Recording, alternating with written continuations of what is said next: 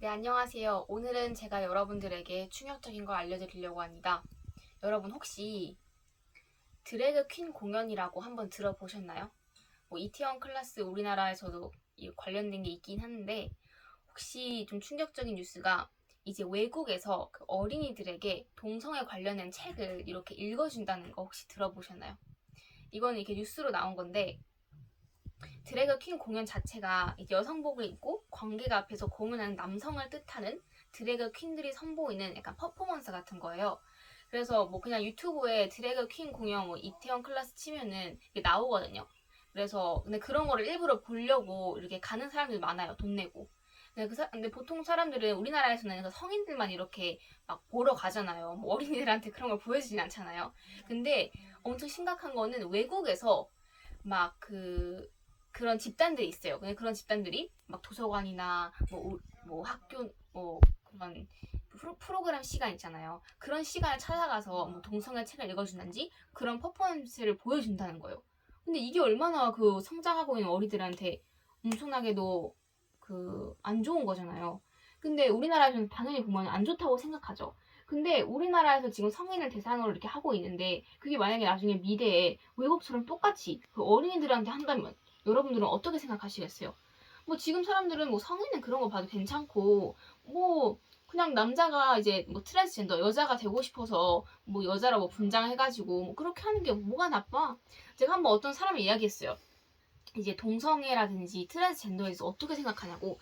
근데 보통 사람들은 의견이 남한테 피해만 안 끼치면 그건 괜찮지. 예를 들면은 뭐 그런 사람들이 뭐 누굴 죽이는 것도 아니고. 여러분도 그렇게 생각하시나요? 저는 그렇게 생각하지 않아요. 왜냐하면은 그러니까 사람들이 자기가 어떤 이유로 남자인데 여자가 되고 싶어서 그렇게 되는 게뭐 불법도 아니잖아요. 뭐 가능은 해요. 그런 게 남한테 피해를 안 준다고 해서 괜찮다고 생각하는 사람들이 많은데 제가 말하고 싶은 거는 그런 게 우리 미래 그 아이들한테도 그런 걸 가르치게 될 수도 있다는 걸 말씀드리는 겁니다. 물론 저는 그런 걸 동의하지 않아요. 여러분들 생각이 어떤지는 모르겠지만 저는 이런 거에 대해서 한번 생각해 봐야 된다고 생각합니다. 그래서 제가 이제 찾은 거는 예를 들면은 대학에서 외국 대학에서 2세 미만 아이 대상에게 동성애 교육을 해준다고 논란이 일어나는 그런 일도 일어났어요.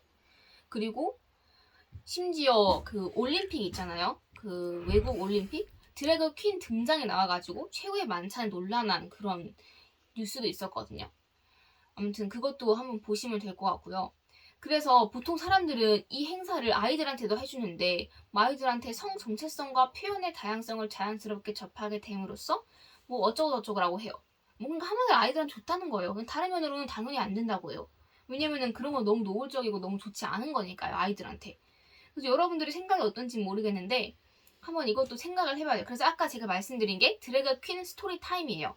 드래그 퀸 스토리 아워이라고 이런 행사들이 막 무슨 성별 고정관념을 넘어서야 된다고 하면서 그런 거 아이들한테 보여준다는 거예요. 여러분들은 어떻게 생각하세요? 그래서 찬성한 사람, 반대한 사람이 있는데 그래서 우리나라에서도 심지어 뭐 서울에서 무슨 뭐 축제라고 하면서 그 뭐지?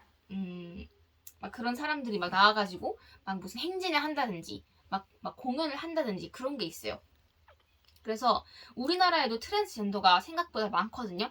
근데 동성애는 이제 우리나라는 합법화가 된 건 아니에요. 그러니까 합법화라는 건 불법은 아니에요. 그러니까 합법화라는 거는 이제 했을 때 뭐 혜택을 준다든지 우리나라에서는 결혼이라는 건 남자랑 여자가 결혼했을 때 공식 인증이 되는 거예요. 그러면 이래서 뭐 건강보험이라든지 뭐 여러 가지 혜택이 주어지잖아요. 근데 우리나라는 아직 합법화가 되지 않았지만 합법화가 될 수 있는 길을 열어준 어떤 기사가 떴거든요. 그게 무슨 뭐 건강보험 관련돼서 어떤 재판이 있어가지고 그걸 허가를 했어요. 예를 들면은 다른 나라에서는 그 합법화가 이미 된 나라가 정말 많아요. 그래서 여러 가지 나라가 있거든요. 그래서 이제 이런 거를 제가 그냥 알리려고 이렇게 영상을 찍은 거예요. 그래서 예를 들면 동성 결혼을 법적으로 이제 인정하는 국가는 세계 최초로는 이제 네덜란드거든요. 그 다음은 벨기에, 스페인, 캐나다 뭐 여러 가지 나라가 있어. 한 37개국인가? 그 정도가 있어요.